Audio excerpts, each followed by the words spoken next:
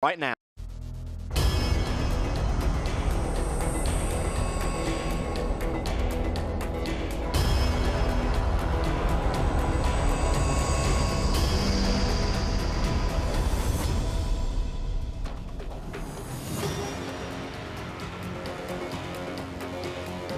Hello and welcome to the Circuito de la Comunidad Valenciana Ricardo Tormo.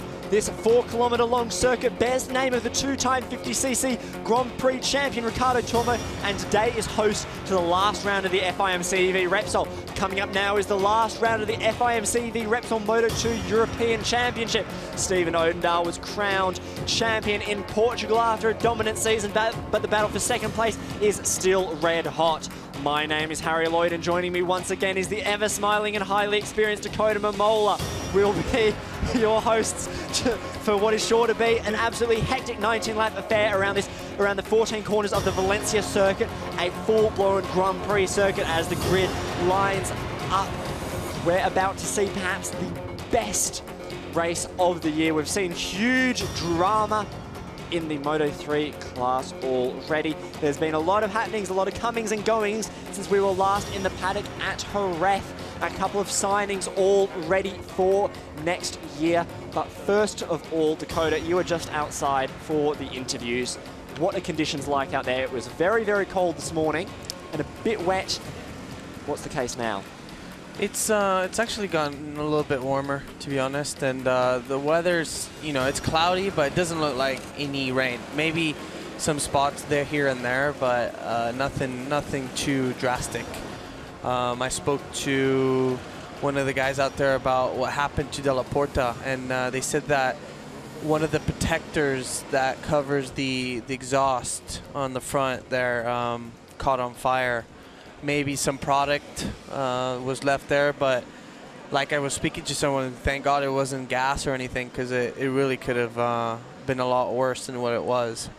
Certainly it could have been a lot worse, but right now, of course good to know that De La Porta is okay, but right now it is time to focus on Moto2. And Ramirez, I must say, had a big smile on his face. I bet he was very happy. There we can see the grid just form out for Moto2. Of course, as we said, it is Odendaal who is the champion. Interestingly enough, Stephen Odendaal, unfortunately, doesn't have a World Championship ride, and I believe he's the first CEV champion since 2012 to not move up to the World Championship. A bit disappointing for him, but unfortunately sponsorship is such a key part of racing now, is that for most riders, if you don't have a big sponsor with you, then even if you're a champion of the second best Moto2 series in the world, you can't earn a ride on the grid. Nagashima is the only rider from this paddock actually moving up to the World Championship. It's crazy, Harry. I mean, I talked to a lot of people in the World Championship and even here, and again, Stephen Odendaal, champion, Spanish champion or dominant champion, and such a strong rider. He did a wild card and finished in the top 17. He's a really talented, and the lap time he did now would put him, nearly to the top 15 in the World Championship. Exactly, yeah, he would have been 17th on the World Championship grid. He can't even get a ride, and you've got all these young kids that are bringing this a lot of money into the sport, whether it's a sponsor or whatever, and the teams are picking these other riders instead of really talented rider like Steven. I don't agree on this at all, but it is what racing is right now. You can't change it, and yeah, let's see what Steven's plans are for the future. I really hope he can get a ride because he really deserves one. And another rider, that I know, Julito Simon, doesn't have a ride. With the Moto2, all the seats are taken right now, and I think Julito's going to help out Tito Rabat next year. Yeah. Yep, it does look like he will be rider coach to Tito Rabat. Yeah. In fact, Stephen Odendaal not even getting to stay with the same team that he won the championship with. Joe Roberts, good friend of yours, he joined us last time in the commentary box in Jerez. He will be joining Jason Uribe in that AGR team. Take nothing away from Joe, he definitely deserved that ride, but just a bit shocking in all honesty to see Stephen Odendaal maybe not struggle for a ride, but just not have as many options open to him as you'd expect from someone who's dominated a championship that is almost on par with the World Championship. Totally, and I think a few years ago he did the World Championship a whole season, then came back here and he's been just dominant every year. It's not like he's been only dominant this year, and I don't understand all these. Last year, you know, Chesko Raffin won the championship, and or 2 years ago he won it, and he moved up to the World Championship, and that should be the deal. I think that you win the championship here, you should get a ride in the World Championship, and he can't even get a ride here nearly, Exactly. and which is just, you know, crazy. And people, you know, people on the outside don't see this, but it's really not easy to find a ride right now, and unless you have, like again, I say, a really strong sponsor that's going to help you grow, it's going to be hard. Exactly. It is very, very, very tough out there. So Stephen Oendal will be looking to go off in style. He is, of course, on pole position. This is his, what's this, his 4th pole of the year. Really, really strong from him. He's taken 6 race wins this year. Only once failed to finish, and that was actually his time off the podium. Otherwise, he has, as we said, 6 wins, 2 second places, and a 3rd place. So not so bad for Stephen Oendal at all. I'm pretty sure that Oendal, as I said, does have something locked up. We'll wait for Oendal to announce that himself, of course. For sure. I don't want to spoil his party. But all the best to the number 44 next year. There you can see his teammate Jason Uribe, the American, number 36, just coming to the grid. The Moto2 grid, not quite as hectic as the Moto3 grid. We have 34 riders racing today. Of course, we do also have some stock 600 bikes out there. Those guys are out on, as the name suggests, stock 600 machines. So, you know, your production Supersport Kawasaki's, your Yamahas, your Hondas, and all the like. There is the champion, Stephen Oendal, a nicer guy you would not meet. Honestly, always a pleasure to be around. And there is Denise, his lovely girlfriend. They spend all their time together, and very, very close. A great little team they make, and as you can see, she is wearing the championship shirt there. And we can just see a quick update, obviously, with the red flag in Moto3. We have had a slight tweak, so everything has been pushed back 15 minutes, but that shouldn't affect it too much. There's the AGR team. Obviously, the AGR team also working in the World Championship with Marcel Schrotter and Axel Pons. Next year, they will run Yoni Hernandez as their sole Moto2 rider. Stephen Oendal, just look at that. 1-1-1, 1-1-1, and then obviously that DNF when he had a tyre problem, not even a crash, just a bad tyre in Barcelona. Really solid championship he's done. Incredible season, and you know, as you said, Stephen Oendal, he did do the World Championships, and he himself admits he was not ready when he moved to the World Championships. You know, he didn't really take it as seriously as he probably should have, he admits. But, you know, coming back to the CEV, you know, 1 step back to go 2 steps forward, and he's definitely an excellent rider now. Here is Nagashima. As we said, he will be moving to the World Championship with the SAG team, bringing quite a large sponsor with him. Of the last 4 races we've had at Valencia, Nagashima has actually only managed to finish once. Nagashima is fighting with Alan Tesher for 2nd place overall. Nagashima currently with 137 points to Tesher's 149, so he really needs to get winning in this race. And Nagashima, interestingly enough, has actually not won a race this season. He's on a run of 4 podium finishes, but still looking for that elusive first victory in this championship. There is Alan Tesher, the Frenchman, on the NTS bike. Japanese-made races pretty much only here and in Japan. He, like Oendal, had a wild card in the World Championship. Not quite as strong as Oendal, but still a very, very respectable result for Tesher as well. Tesher, another one. Very, very quick rider. Still a bit unsure of his plans for next year. Bit up in the air. Yeah, I mean, it's just...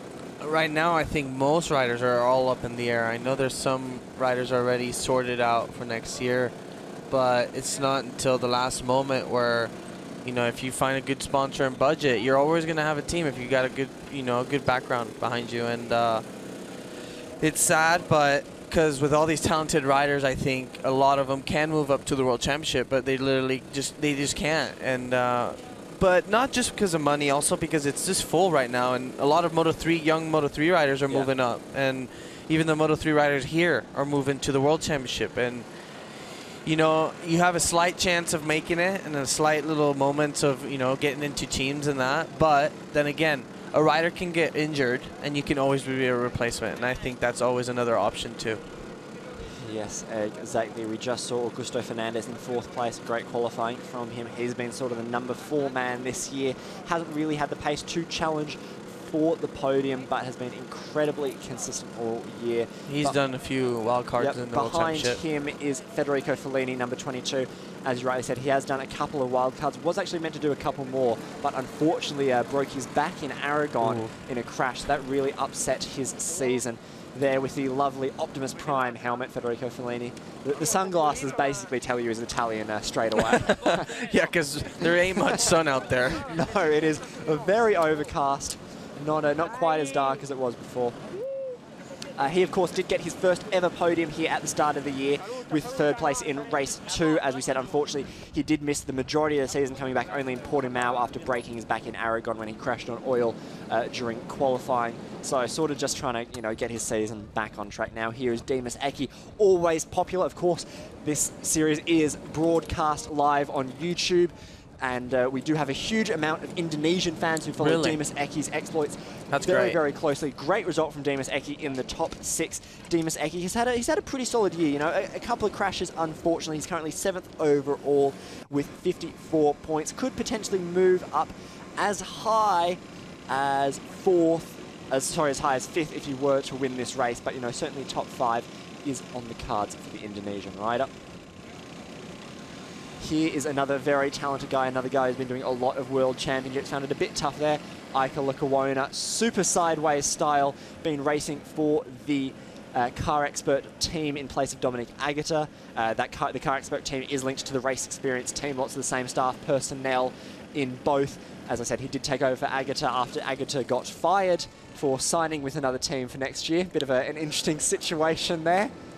I don't find that, very nice from the team's part, because he's been in that team for like 3-4 years and they've had such a good relationship. I think we're all shocked to read that. Exactly. Another person I'm shocked about, Eric Granado, down in 8th place on pole here at the start of the year.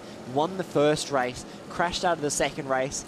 He's not Italian, but he's Brazilian. He's Brazilian, yeah. So close enough. Close enough with the sunglasses. But no. Granado, much like Odendal, one of the more experienced guys in this championship, really thought he would put together a really sustained championship challenge, but unfortunately he's just not really done much, and really expected a lot more from the Brazilian. He's been doing great in the Brazilian Supersport Championship, winning a lot there, but when it comes to CEV, bit lackluster, unfortunately. Yet again, not sure what his plans are for next year. Of course, the Moto2 European Championship will continue next year. There is a provisional CEV calendar floating around out there on the internet if you are interested. Here's Ricky Cardoso. You were having a chat with him a bit earlier this morning because he's on the Transformers bike, a very strange motorcycle. Yeah, I was asking him because I looked at it and it looks so weird compared to what we're used to looking at, and said, what's the biggest difference? Because he's been in the World Championship, he's been racing so many different bikes, and he says, I can literally brake a lot deeper with this thing than the Calyx, and he says the rear of the bike is kind of the same. It's the same part as a normal Calyx, but the front end he can literally just really hammer the brakes, but corner speed and all that is the factor that they're missing out a little bit. And it's really, he says, you can adjust a lot to it. There's not much to the front, he says, and he says, like in Barcelona, he did well because he had good grip. He had really good. He won one of the races in Barcelona. Yeah, and he had really good rear grip. But here, for some reason, he's struggling with the rear, he said, and that's why he's in 9th position. And he says in some races it's going to be a lot better than others, and but he said he was going to do his best. And he says the only good part is I can really pass on the brakes, and that's what he needs to do this weekend in these races. Be good for him. Yeah. And so if you haven't seen the Transformers bike, it has a Transformers front. That's the name of the front end. You can search that on Google, or it's quite similar to a wishbone front. So it's very unconventional. There's not the 2 forks that we're used to seeing. There's a single shock essentially that moves a solid piece of the front. It also has a steel trellis frame, much like a KTM bike. Here is Gabriel Ruhu, the youngest rider on the grid, starting in 12th place, just 16 years old. He looks big, huh, for 16. Yeah, he's a big kid for 16. Very interesting riding style. Freddie Spencer replica helmet there. There we can see the fans. Of course, the FIM CEV Repsol is free to come along. So, you know, I know of some people who have made a great little holiday away. They came for the MotoGP race, stayed for the test, you know, enjoyed a couple of days on the beach in Valencia, and are now back here for the CEV. So a real jam-packed little Today's holiday. not a beach day, Harry. No, today is a motorcycle racing day is what it is. No, it's good. It's good, you know, Valencia, and we're really near the beach, and there's a lot of nice areas to go look at, and I know a lot of English people actually come to this race. The Brits do love Spain. Here is the grid. It is a South African on pole, Stephen Oendal ahead of Nagashima and Tesha. On the second row it is Fernandez, who leads ahead of Fellini, then Eki, then Lecawona, Granado and Ricky Carduce, all in the top 9, all potential race winners. Samuel Cavalieri in 10th ahead of Marcel Brenner, Gabriel Ruhu, Uribe there ahead of Xavi Cardelus. Ramdan Rosley, the Malaysian, ahead of Tagi Harda, replacing Sene Yamada this weekend. Lucas Tavolik ahead of Borja Martinez. Then Thomas Sigvartsen ahead of Max Enderlein. Mikel Pons there on, I believe, one of your old bikes, Dakota. Angel Poyatas is there. David Sanchez, Adrian Menchen, Pontus Durland, Sebastian Fraga there. Paul Defoe. I've never seen that flag for Sebastian Fraga there before. I'm going to have to double check which one that is. Thibaut Gorin there ahead of Antweiler, Ivo Paisho, Anna Carrasco there on the Suter. Then Rusmi Putro, then Bernat, and finally Raymond ringing up the rear. I believe that Fraga is from Swaziland. Wow. Is there even a track there? I don't even know. In all honesty, I'm not sure. I saw SWA on the entry list, and I didn't really think too much of it. To be honest, I thought, I don't know what I thought, but I'm not sure that I've ever seen a racer from Swaziland before. No, me neither. I mean, I think today we're seeing a lot of firsts. Yes, you know, the bike catching on fire. Certainly a lot of firsts in the CEV. And what a better way to do it in the last one. Make it more interesting. I was also talking to Anna. You know, she seems to be struggling a bit. And she was telling me how she's struggling a little bit on, you know, just wrestling the bike. And it's a big step from Moto3 to Moto2. And but good on her. You know, she's there. She's pushing. She's trying. And I just hope, you know, next year she can. I think she should move down to Moto3 again, because I think she was a really good rider in Moto3. Yeah, she had some good results even in the World Championship. Yeah, when she was teammates with Maverick Vinales in the Calvo team, she got a top 10, I believe. Yeah. So yeah, definitely. So here we go on the warm-up lap. It is almost time to say so long, farewell, adios, au revoir, auf Wiedersehen, goodbye to the Moto2 class of 2016. But we do have one thrilling 19-lap race ahead of us there. Can Odendahl make it 7 wins in the season, or could someone potentially upset him? Of course, last season we had Xavi Vierge take 6 wins to Edgar Pons's 5 wins, and those two had absolutely wonderful seasons.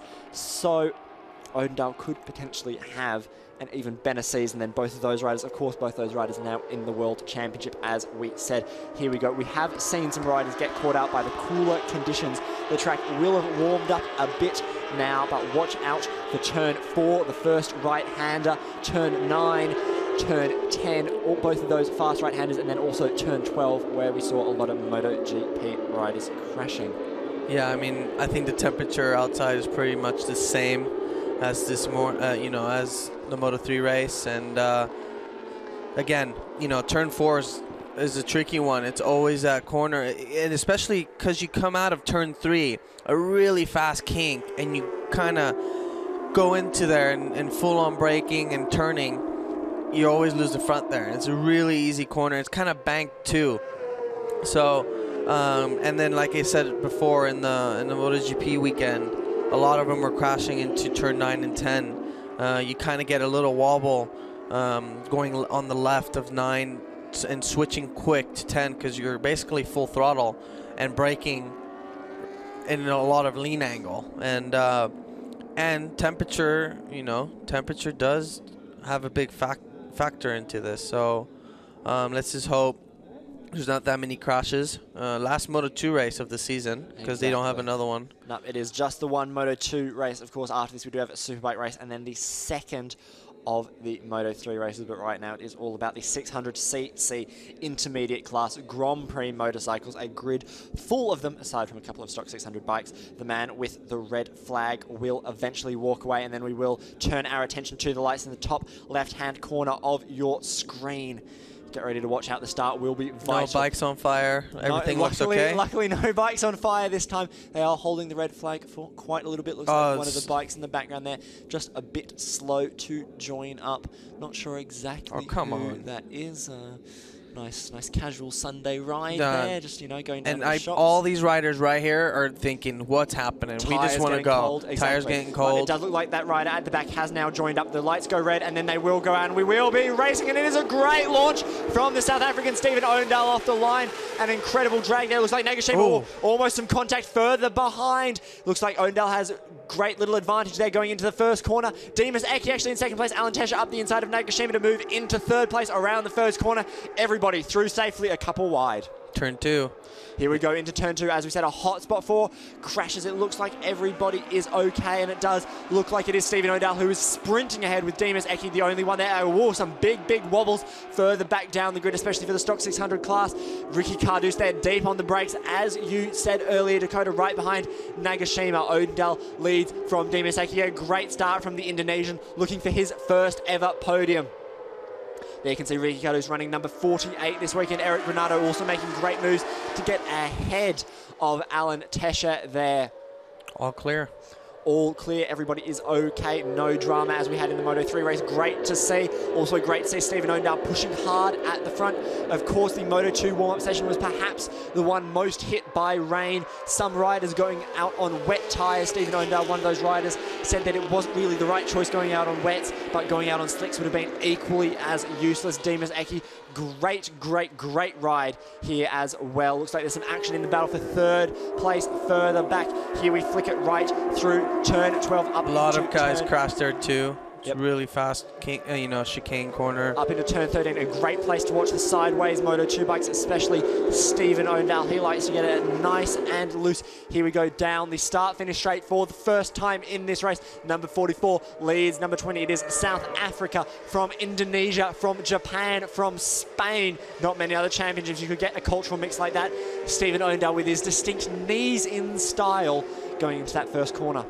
Yeah, you see this in Moto2, a lot of different, riding styles, and you also see he's completely different to now, the leg, when they dangle, the yellow flag the leg out dangle there as well through turn 3. Not sure what's happened there. Ricky Cardus looking for a way through, and Nagashima can't quite get through. Demas Eki keeping Oendal very honest, just a bike length between them. Excellent start from Eric Granado as well to get up into 5th place, just ahead of Alan Tesha there. Jason Uribe into the top 10. A thrilling start from the American, who has had some pretty solid results this year. Actually had to have the top part of his middle finger cut off before the last round due to a lingering injury. He said it was slowing him down, so went under the knife, as they say, and that's how dedicated all of these guys are to racing, literally risking life and limb. They used to call it the 500 finger, back then, because always back then, they didn't really have really nice, good gloves, and every time they'd crash, they'd have the little, the pinky finger on their edge, always chopped off, and I guess that's when they called it, the 500 finger.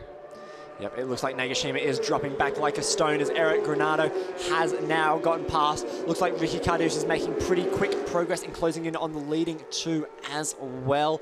Looks like this fight for victory is far from over. This is exactly what we want to see. Look at that lovely string of Moto2 machines. Oendal with a 137.8, but the fastest rider on track was Ricky Cardus with a 137.5, currently moving his way in 3rd place there. Nobody running off track, of course. You do have to be careful not to exceed track limits too much, or you will be penalised. Nagashima trying to attack Tesha there further behind. Ricky's coming. Ricky's, like I said, he said they had to do some changes on the rear, and if they did, he knew that he could hang in with the top 2 guys, and because front feeling, he's feeling okay, and it doesn't seem like Oendal is gonna pull away right now, but it is just 2 laps past the start. So, and they're all, the top 5 guys are all in the mid 37s, and then we push back to high 37s, 38s. Exactly, nothing to choose just yet in terms of times. Of course, there are, you know, a couple of bike lengths between each rider, but nothing that can't be overcome, especially if it does start to spit with rain again. The dark clouds are still overhead at this Valencia circuit. Just to quickly run you down the order, of course, we have Odendal leading, Eki second, Cardouse third, Eric Granado fourth, Nagashima was 5th when we last crossed the 9, Fernandez 7th, Fellini 8th, Ruhu 9th, Uribe 10th, Harder 11th, Brenner 12th, Cavalieri 13th, Poyatas in 14th, and Lucas Tvolvic in 15th place, and rounding out the points. And then the leading stock 600 bike is Kero, number 9 in 16th place. There is Odendal. Nice style through turn 1. As we said, Odendal has a very distinct style. Keeps his knee right in the bike. I feel like he's not going to go in the corner. I just feel like he's going to keep going straight. As you can see there, everybody else is getting their knee out through turn 2. That was actually a really nice shot to illustrate. But Stephen Odendal keeps his knee in until he's, you know, at full lean angle. Then he suddenly just sticks it out. Oh, look at that front end chatter from Ricky Cardouce's bike. He was saying that, you know, in the mid corner, that front end does not feel good. It's just bouncing, but he's been riding. I mean, look at the bounce. This is crazy. He's actually riding that thing as hard as he can and really well, to be honest, compared to all these Calixes that are out here. Yeah, exactly. And Ricky Cardouse also has been doing a lot of development work for KTM on their Moto2 machine. So, you know, Ricky Cardouse has gotten a lot of track time this year and on a lot of different motorcycles. So, you know, don't underestimate Ricky Cardouse. Certainly there is Eric Granado in 4th, the Brazilian looking to return to the podium. His last podium was actually in Barcelona at the 5th round of the year, so a pretty long time. Pretty good, good race. No one's really gone away. I love this corner here. You know, I was watching here in the MotoGP test, and I was watching Reigns and you know, the Suzuki and Iannone going around there, and we were talking about it last night, Harry. The amount of spin that goes through that corner and how much smoke was coming out of the rear, and it's the same with the MotoGP. If you stand there and watch, you could actually see the rear tire start to spin. And I was talking also to Remy Gardner, and Remy says that he's actually only done it 2 or 3 times flat out, and it's scary, he says, but fun, because if you can actually get the thing to just swirl around and spin, it's actually really fun to do. Excellent. Well, it does look like Stephen Odendal has now opened up a bit of a lead, about half a second when they crossed the line. Odendal just slamming in 1:36.9 that last lap, his fastest lap of the race. Meanwhile, the rest of the field are in the low 1:37s, but just edging ahead. But the man on a mission is this man here, Nagashima, 1:36.652.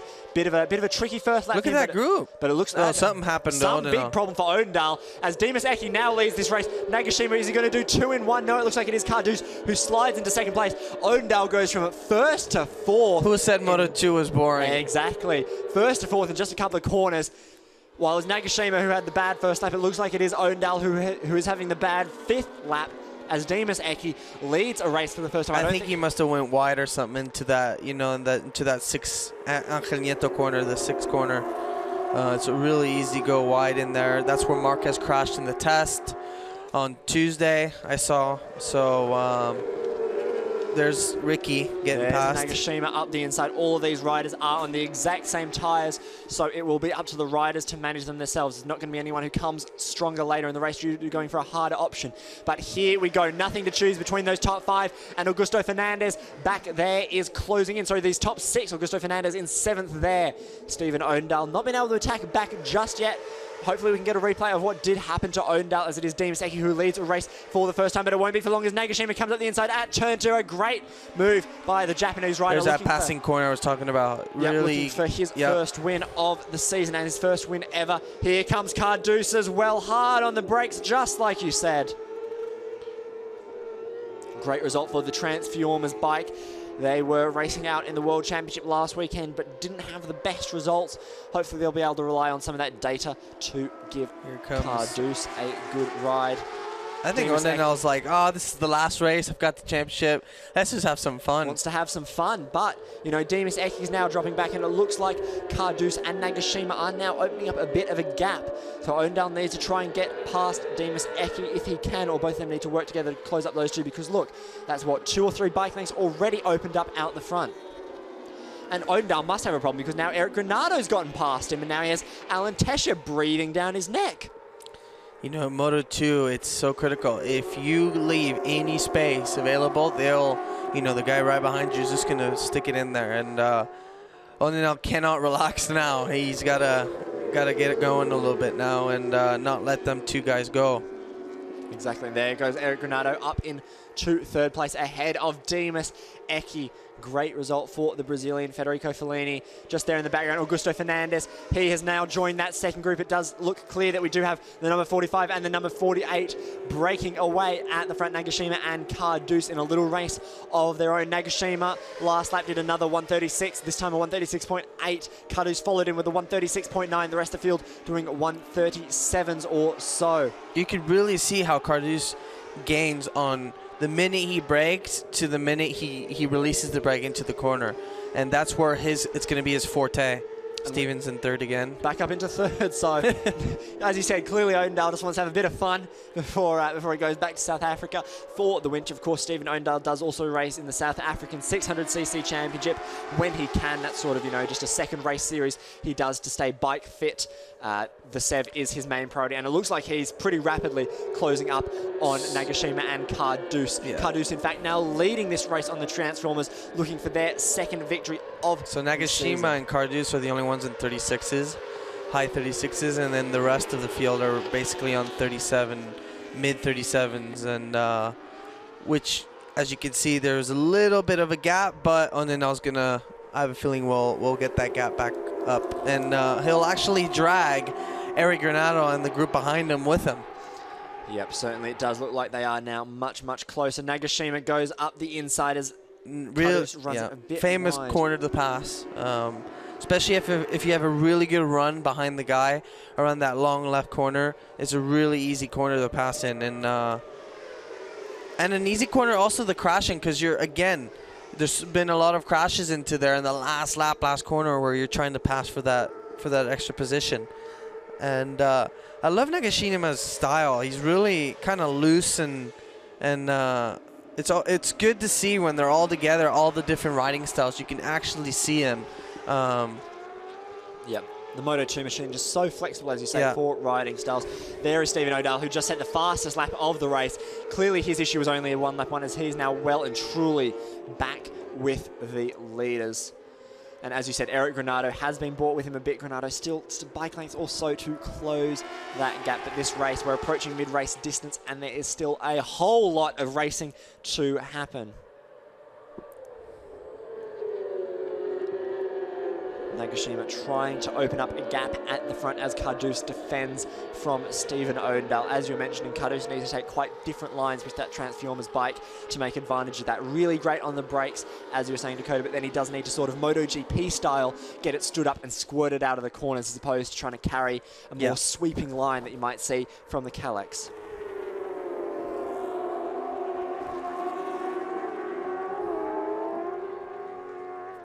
There's that famous sliding corner. I love that corner. Yeah. Turn 13, absolutely beautiful to watch. And for a rider, it's also probably one of the favorite corners out there. And because you're basically you could feel the rear just spin around the whole way around, and kind of like for us dirt trackers who love dirt tracking, it's a great feeling. Exactly. Here we go. 11 laps still to go. It is Nagashima who leads the action at the front. Has settled down just a little bit, but as you can see by those gaps, it is very, very close. Any one of the top 7 could realistically still win this race. Pretty even gaps between them all. So now all top 5 guys are in 36s, and rapid pace. The track clearly starting to heat up a bit. Good pace, yeah. Oh, there we have a crash there. Oh, that's Demis Eki. Disaster for the Indonesian rider after such a strong start to the race. Not sure what happened there exactly with that crash, but unfortunately, his race is over. But what a valiant effort there. Huge emotion on display. Could have been a potential podium, but unfortunately it ended up in the gravel. But most importantly, he's up and okay, walking away. His Alpenstyle leathers and KYT helmet doing their job there to protect him. So the leading group does become one of just 6 as Odendaal and Granado continue to watch just behind the 2 leaders. I don't know who's going to win this race, to be honest. It looks still all up in the air. Any one of those 4, and you know, even Tesha, especially if there's some drama at the front, you know, some hard battling, Tesha could easily close it up.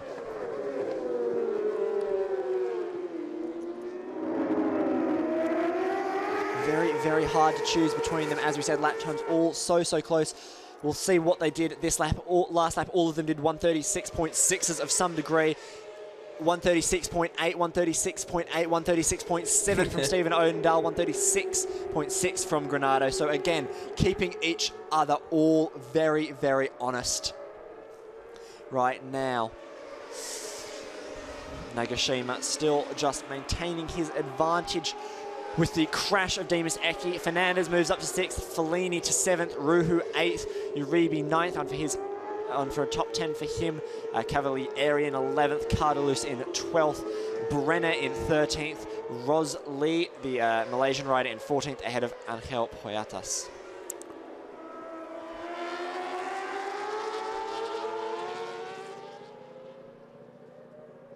There we go. Stephen Odendaal looking for a way around the outside. He's going to struggle to pass that Ricky Cardus on the brakes on that. Exactly. Can't quite do it. He will try and have to get him out of the corner, I think. Just try and get a better run, maybe with a slipstream down the straight. Of course, all these bikes do run on the same 600cc Honda engine. Oh, and there is a big crash there for Gabriel Ruhu. As we said, the youngest rider on the grid. Bit slow to his feet, but good to see that he is up and conscious. Clearly, here he is. Oh, just... rear end snapped on him there, flicked him off. Yeah, that could also be, you know, it's really easy to put first gear in. Maybe, I don't know if they run first gear or second gear there. Maybe a mistake on the gearing. Or he put false. As I saw in Australia with rains, you know, it's also easy to put false neutral. And that's also another... Exactly, and there is the championship standing. As we said, that battle for second is red hot. Nagashima could potentially move ahead of Tesha. Tesha really needs to try and get ahead of Granado and ideally into 3rd place if he wants to maintain second in the championship. Meanwhile, it looks like Cardus is starting to put moves in on Nagashima. That last lap, it was actually Nagashima who was the fastest, and here we can see Jason Uribe battling with that looks like the number 3 bike of Lucas Tavolik there on that lovely blue, green and red calyx with Samuel Cavalieri just behind them. A nice little battle here for 9th place. Some real up-and-coming names in that group there. Definitely all ones to watch for the future. As we said, Jason Uribe will be joined by Joe Roberts next year in the AGR team, an all-American team. Not something you see very often in any form of racing, especially in the CEV. No, but that's what, you know, that's what the CEV needs. It needs non-Spanish or Italian riders, that's what I say. And it'll definitely be good for the team to have these young, you know, American riders who come from the US, a dirt track background, and just different style, different, you know, different blood out here. And that's what, you know, that's what the championship needs. It certainly does. Here is Odendaal just looking, just searching so hard for a way through on Cardus, but as you said, Cardus just so strong on the brakes with that Transformers machine. He might get him here with some slipstream. Yes, it does look like Odendaal has slid up into second place as they dip into turn 1. Now, can Odendaal close up on Nagashima, or will Cardus try and respond and slow them both down? I think if I was Cardus, I'd just stay behind Odendaal because he's I think the quickest one in this group. Even though Nagashima looks really good, to be honest, and looks relaxed, and I think it could be a little threat for Steven. But Steven just did the, you know, the fastest lap of the race. This last lap, 36.4. Still more to come from the South African. As we said, he is searching for his 7th win of the season. It would be an absolutely incredible way to see out his championship year. Hopefully we'll see him back here running the #1 plate next year. It's been a good long time since we've seen the #1 plate in any championship apart from the World Superbike Championship.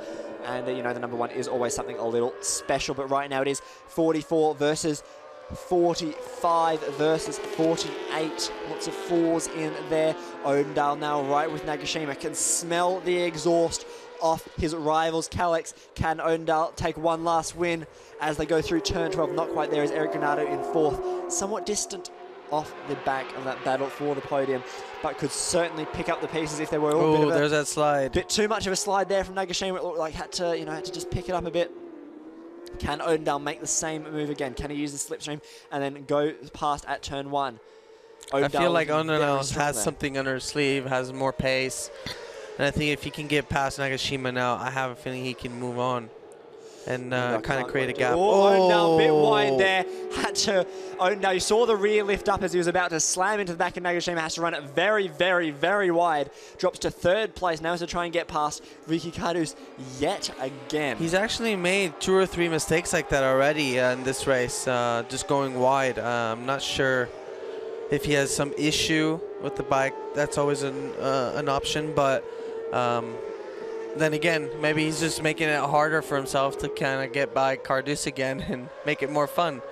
Exactly. We do have 7 laps to go, so Odendal could still do it, but it is a pretty monumental effort for him. And here we go. You can just see the rear lift up for Odendal as he just slams he nearly on the ran in the back. Yeah, exactly. Good decision making there from Odendal to avoid taking them both out, because there certainly would have been some other riders who would have just opted to see if they could have used the other rider as a berm. But Odendal, as we said, a nicer guy you would not meet, and very experienced despite still being relatively young. It is Nagashima hunting his first ever victory to try and ensure that he gets second place in the championship. Oh, look at that Beautiful slide again. Odendal looking. Oh, no! Odendal goes down! He just loses the front as he goes past, tries to look for a way through on Cardus. His first crash in a race of the year. He's up, okay, and walking. His leather's very, very dusty. Puts his hands to his head. He's all okay, though. That bike is not okay, Here though. we see. Oh. I've seen that actually happen a couple times in testing. As you say, that bike is oh, mate. A bit second-hand, if anyone wants a slightly used Kalex. Good way to finish the season. Slightly used Kalex going at a good Let's not hope discount. that's not Joe's bike for next season. No doubt Joe Roberts will be back in America, hoping that they'll get another Kalex. No, I've actually seen the same crash in the Moto2 qualifying, I think it was, and literally the front wheel was like 100 feet away from the bike, and the marshals were carrying the front wheel out, and then the bike was on the right, and it was like a complete Transformers bike. Well, this past weekend you saw Mattia Pacini. His bike had no front wheel and no rear wheel. It was I think it was Pacini actually who I'm talking about. That's exact same corner, and the problem is you're carrying so much speed, and if you lose the front there, the bike just keeps on rolling. Tumbles, yep, exactly. So it is now Nagashima who does have a very healthy lead in this race due to the unfortunate crash of Stephen Odendal. Ricky Cardus is in second, but Cardus does have Eric Granado trying to keep him honest. Granado a couple of bike lengths behind, about 0.3 of a second back on the Spanish rider. Currently Japan leading Spain, leading Brazil. And it would be Nagashima who would take second place. They would be tied on points if it were to end like this. Both Tesha and Nagashima would have 1 win. Nagashima would have 3 second places to the 3 second places of Tesha, and then Nagashima has 4 third places, whereas, sorry, Tesha has 4 second places, whereas Nagashima only has 2 third places. So I'm not sure actually why Nagashima would finish ahead, because by my calculations on countbacks, it would be Tesha, but we will have to check that one out.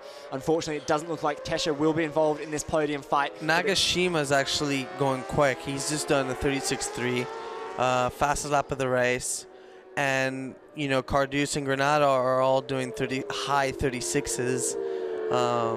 So that just shows, it seems like this track, the more laps you do, the quicker you seem to go, or maybe for some riders it is that way. Because in Moto3 also, you saw with Ramirez, he was, putting on some really fast lap times, like 4 or 5 laps to go. So Nagashima, like I said, looks great on that bike, and he's doing a really good race. Techer seems a little bit too far to catch Eric Granado. Techer's actually doing a 36.9, and Granado's doing a 36.6.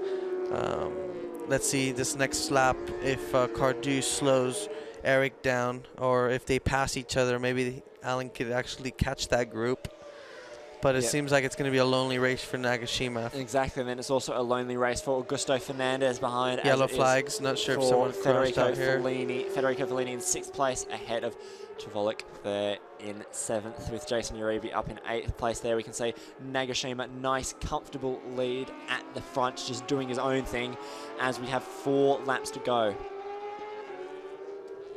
The Japanese rider, as you said, a great style there, really hangs it off the bike, but keeps it nice and smooth overall. Look, looks like another crash there. That's one of the stock. Wow, McDonald's sponsor. Yeah, McDonald's sponsor. Very, very fancy. Ooh, oh, bit of contact there. That's what could have potentially happened between Odendaal and Nagashima.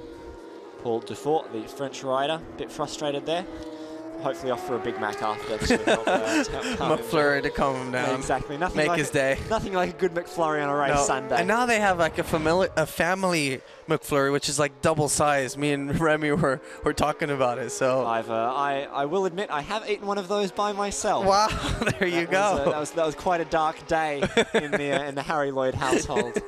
The family size McFlurry. Meanwhile, while we've been talking about McDonald's, I'm hungry now. Eric Granado has gotten up through ahead of Ricky Cardoso, and it looks like both those guys have, as you said, slowed each other down a bit, and Alan Tesher is now within touching distance. Maybe Cardoso is having some tyre problems after having to hammer that front tyre so hard. There is Nagashima, and it looks like this will be when Granado comes through. Yep, Granado nice and tight, closes the door. Cardoso. Well, I was looking, and Eric was going about 0.3, 0.2 quicker than Cardoso, so it'd be interesting to see if Cardoso can hang with him now. Now look at that. After all those passes, what did I tell you? Alan was going to catch him, and there's Alan right behind Cardoso. And if he passes him, I think he'll finish ahead of Nagashima in the championship. Yep, certainly a podium would secure Tesher second. Tesher also that last lap set the fastest lap of the race, a 136.352. So third is certainly still on the cards for the flying Frenchman, who's been doing a whole sort of racing this year. Obviously, he's been in this championship, and then he has also been in the World Endurance Championship, doing a couple of different races there to keep his bike fitness up. It looks like this battle between Tesher and Cardoso will go down to the wire. Yeah, because Eric has already created a small gap, like a 0.3 gap, and I don't know if Cardoso is struggling, like you say, on that front end, hammering on them brakes, and but it'll be good to see if Techer can actually beat him, because if he beats him, he'll finish ahead of Nagashima in the championship. And I know that's what Techer's thinking right now, you know. Certainly, you know, there's potentially a championship bonus for him, and also the prestige of finishing in the top 3 in a championship like the CEV. It is, you know, a huge thing when you're trying to get a ride for next year. So, yes, 2 laps to go. To play for. Of course, last year, Alan Tesher was 3rd in this championship, did in fact beat out Stephen Odendaal last year in the championship standings overall, but it has been Odendaal who, until this race, has had the upper hand overall. Here's the Tesher's pass. Trying. Oh, can't quite do it. Cardoso just Cardoso is strong on them brakes, so it's going to be hard for him to pass on. He needs a really good run behind Cardoso if he wants to try and pass him on the brakes. Yep, exactly. Just 2 laps to go. Will Tesher save it for the last corner, or will he spend the entire lap attacking? Of course, when you attack, you are altering your line and potentially not having the fastest line around the circuit. So, you know, one attack could potentially drop you back if it doesn't work. Tesher is certainly going to attack. He goes up the inside looking for a way through as they go into the last corner. He gets through, but Cardoso has the cutback up the inside. Cardoso and the Transformers get it there. Sorry, that wasn't the last corner at all. My confusion. That was turn 8 there. Tesher again attacks, this time around turn 11. Can't quite do it. Cardoso again carries the speed. Can Tesha do it around turn 13 and into turn 14? He's going to try to do it in the last corner. Oh, he's got a good run here. He's got a really good run, so if he's going to try to pass him, it's going to be Look at that. here. It's like they're riding the same motorcycle almost.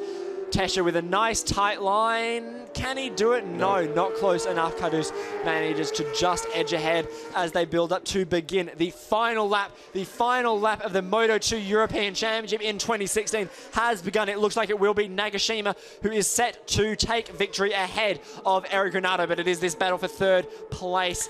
Second corner. If he gets a good run out of here, he might have a chance here. Can he do it? He's certainly having a big sniff. He makes the move. Can he make it? Cardus has a look across. Can Cardus respond? No, he slides in behind. Now it is up to Ricky Cardus to attack. This is for that podium finish. So. This is for the podium finish. For the podium in the championship for Tesha Cardus. Incredible on the brakes. How late can you leave it? But then Tesha comes back up the inside straight away. This is a fantastic battle between the two experienced riders here. Cardus comes back again. Absolutely excellent. It's like Andrea Iannone and Valentino Rossi last weekend. Cardus rides a lot dirt track with, you know, with a lot of crazy, like Brad the Bullet and Brad Baker and all them dirt trackers. So he is experienced in passing a lot of times and, you know, having fun. So any gap he sees, he's going to try to pass. Tetch is going to try to go underneath here like the Rossi move, but will he stick it? Cardus closes the door. A bit tight there. Cardus needs to ride defensive. There's only a couple of corners left. As we said, it does look like Nagashima will cruise to victory with Eric Granado in second, but it is all about this battle for third. There is the Japanese rider on for his first win of the year. Big moment from Cardus, but it slows down Tesha as well. Can Tesha do anything? Here we go. It's the last corner. There is Nagashima crossing the line for his first victory, but it's this battle for third place that we're so excited about. Eric Granado in second, and it does look like Ricky Cardus somehow holds on to third place after that absolutely massive moment.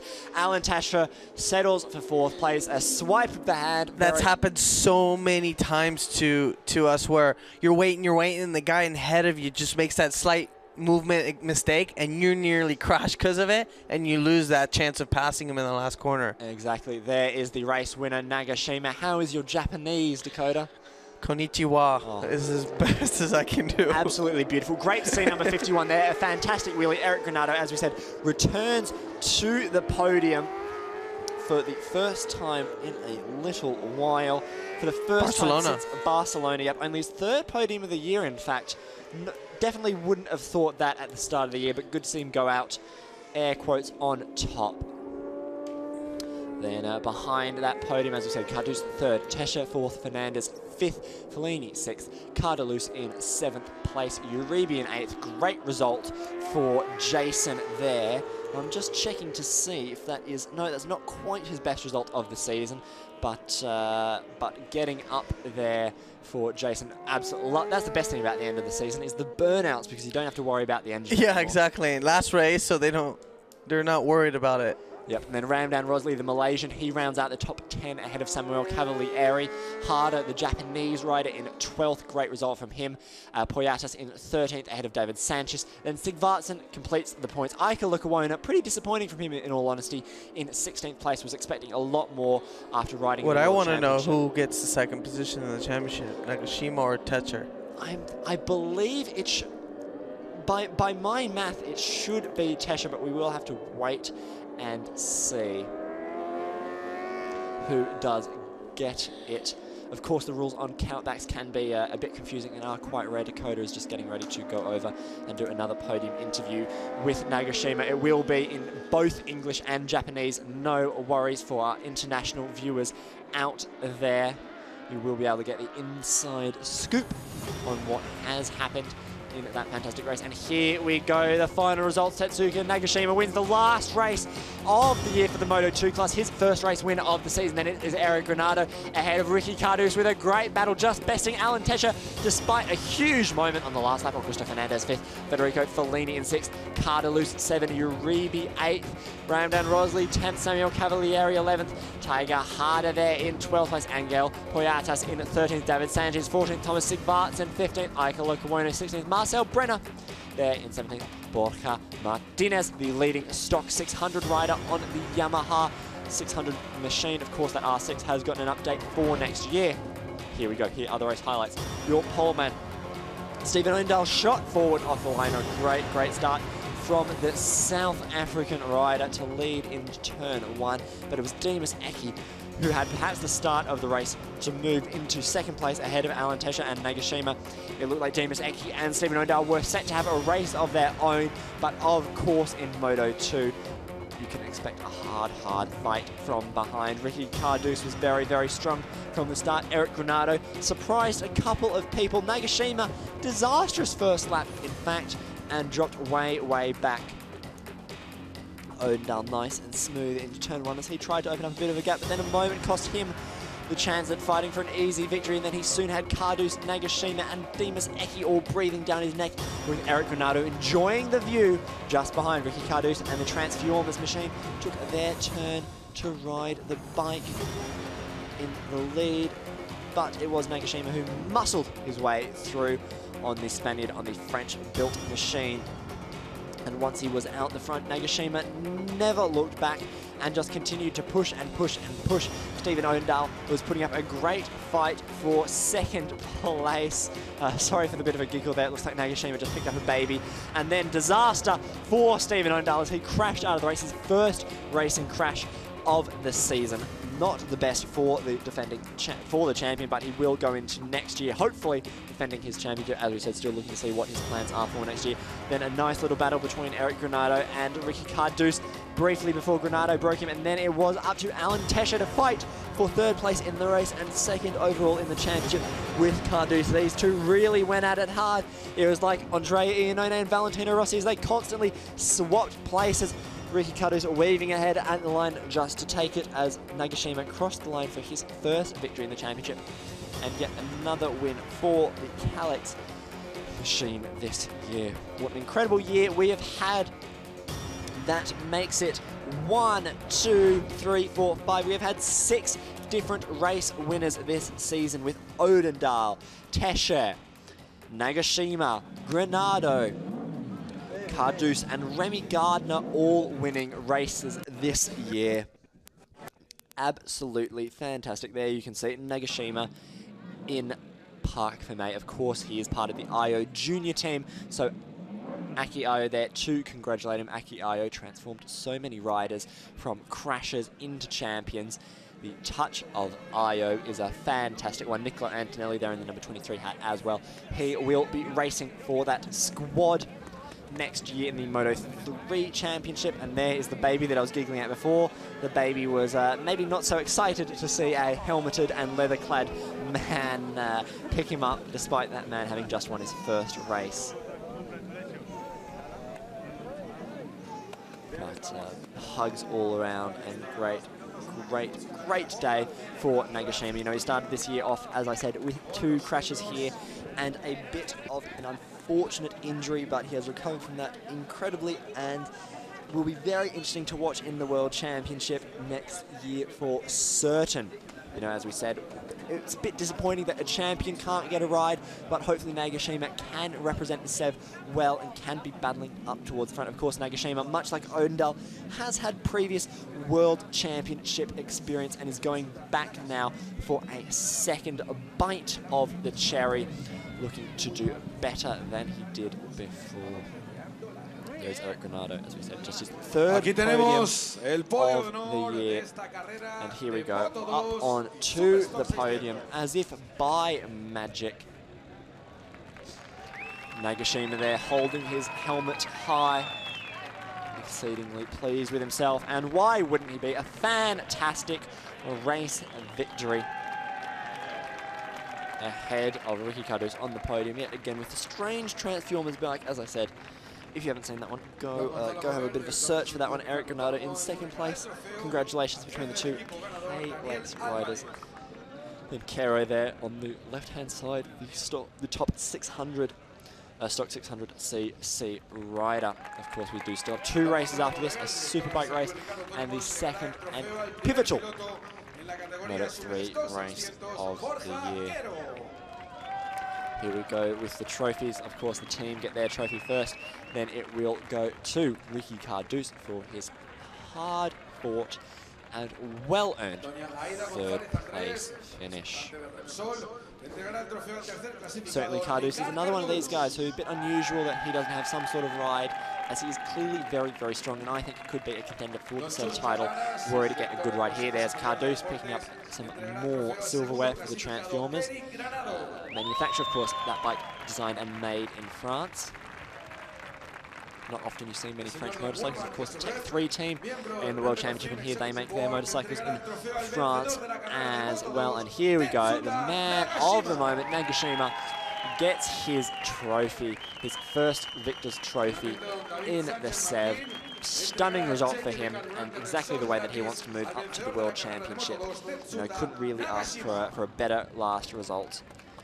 And it looks like Nagashima will also get the free fuel check. Excellent for the drive to the airport tonight. Or maybe it'll be tomorrow. Maybe he'll be celebrating a bit. Of course, the Valencia circuit, they will be testing here in a couple of days' time. And now the Japanese national anthem.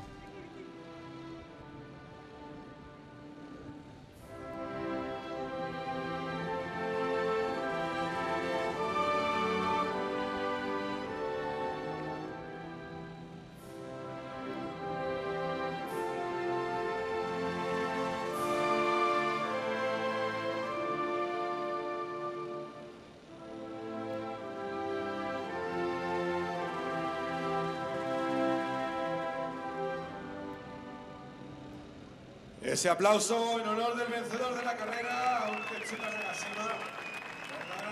What a fantastically proud moment for Nagashima and Japan. The second Japanese winner we've had this year. Of course, Kaito Toba took victory in the second Moto3 race at this very circuit. And now we have had Nagashima do it once again for the land of the rising sun. All up on the trophy. All up on the trophy, all up on the podium with their trophies. We will have Dakota talking to Nagashima in just a little second as we prepare for the final two races of the day. And unfortunately, the final two races of the year, but what a year it has been. The Moto2 class in particular has been spectacular. Odendaal has been in a class of his own, and there goes the Carver. No second race for them today, so they can enjoy it just a little bit. Cardus there absolutely drenching Nagashima. Nagashima maybe not enjoying that one as much as the race win. Speaking from experience, Carver / champagne in the eye is not the most pleasant of feeling, as you can see by Nagashima there, frantically trying to clear his eyes, but no hard feelings. It is all done in celebration. And a big drink there for Ricky Cardus. And now I believe we will be having a bit of a look at Stephen Odendaal and his championship winning season. There he is, number 40 for here we are at the start of the year in Valencia. It wasn't always easy, but Stephen Odendaal put in an impeccable performance all year. His distinct style helped him to 6 victories in total. Finishing off the podium never actually finishing off the podium. His 2 races where he wasn't on the podium, he did fail to finish, obviously, this race and then in Barcelona. His wheelies were just as good as his championship riding, and the South African helped to put his country on the map alongside Brandon Biddler in what proved to be an excellent year for South African motorsport. At times, he couldn't believe it, and in Portimao, he was crowned king. And boy, did he celebrate. What a fantastic year for the South African. There are all the people who helped to make it possible for him. Take a bow, sir. There he is, jumping into the Portimao pool. Absolutely incredible for Odendaal. As we said, a nicer guy you could not meet. And here we have the overall championship podium. And now this will... Nagashima not quite going out just yet. It looks like Tesha was forced to settle for 3rd. We'll have to double check the math on that one. There is Odendaal with I believe that's a Vuvuzela, which was of course made famous during the South African FIFA World Cup. Odendaal has of course changed his leathers since his fall for the championship photo, as he does get awarded with the FIM medal well, first of all, it is Tesha gets his 3rd place medal there. Of course, this is a FIM Championship, so they do get the full FIM award. There is Nagashima receiving his second place medal just before we go on to Odell. He gets his championship winning medal. No doubt this is just the start of many things to come. And, you know, Odell could potentially become the next Carmelo Morales and dominate this championship. There we go. A gold medal, a gold helmet for South Africa's golden boy.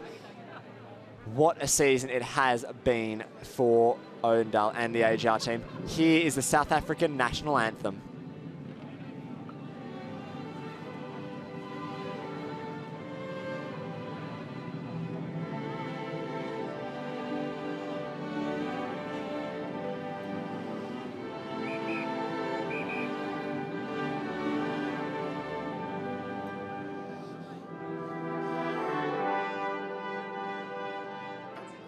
Un aplauso para esos tres primeros clasificados. Fantastic moment there as he blows his South African flag. Clyde Vuvuzela once again. We will be hearing from both Nagashima and Stephen Odell. Nagashima as the race winner and Stephen Odell obviously as the champion. So Dakota Momola is standing by. Not only is Dakota Momola a very accomplished racer, also now a very accomplished interviewer, a man of many talents, much like his father, Randy Momola. Great relationship between all three of the championship challengers there. You know, not a hard feeling between them. Odell just on the top step of the podium for a couple of photos. Working it for the camera there, Steve. Absolutely excellent to see. And now he will make his way back to the interview area before he prepares to head back home to South Africa for a winter of training. First, we will be speaking to Nagashima. There you can see him on screen as he and Dakota have a bit of a joke. I think we'll now throw down to them in the interview Nagashima, area. great race. Ondenal was there battling with you, but it seems like nobody could really beat you, and second in the championship. So I'm very happy because today was so cold. So first moment of the race cannot push hard because right corner is too much dangerous.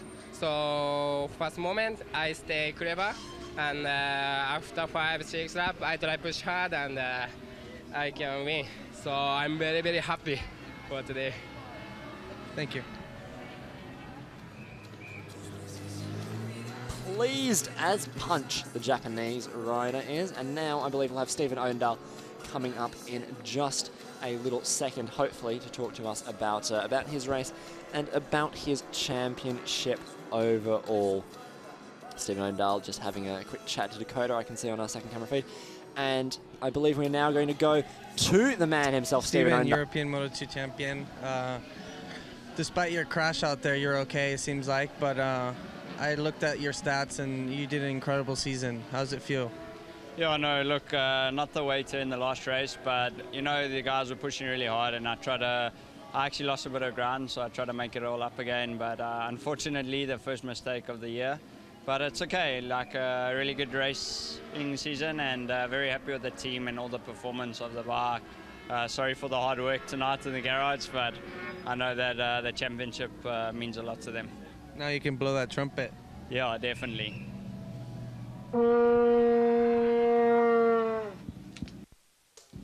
Fast on a motorcycle and musically talented Stephen Odell, always coming up with surprises for us here in the CEV. Of course, that is the last Moto2 European Championship race of the year, and it's now time for the Superbike race.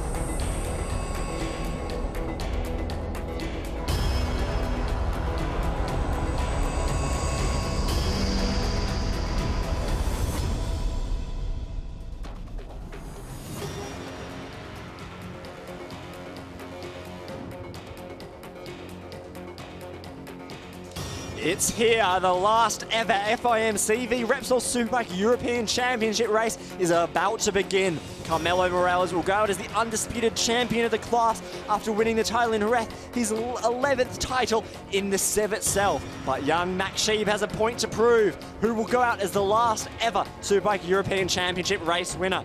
Stay right here to find out. My name is Harry Lloyd, and joining me for the penultimate race of the day and the season is Dakota Momola. We had drama right till the end in Jerez, and it doesn't look to be any different here today with 9 left.